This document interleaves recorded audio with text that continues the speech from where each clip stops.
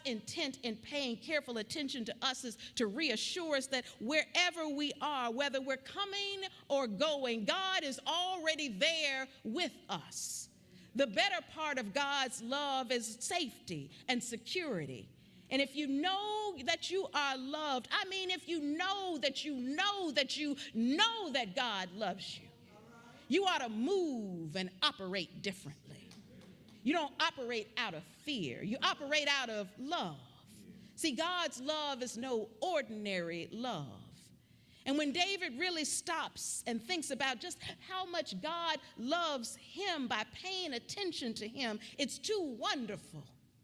He can barely take it all in when he stops and thinks about just how much God, maker of heaven and earth, the Alpha and the Omega, loves him. And if you've ever had a conversation or a relationship where you've ever felt seen or heard, and where being vulnerable, you could be vulnerable without fear of exploitation, it can be healing. That's what love does. True love, it heals. So that's why it's no ordinary love. And see, David sings, not only does God see him, but there is also nowhere David, or we for that fact, can go that is outside of God's sight or even reach.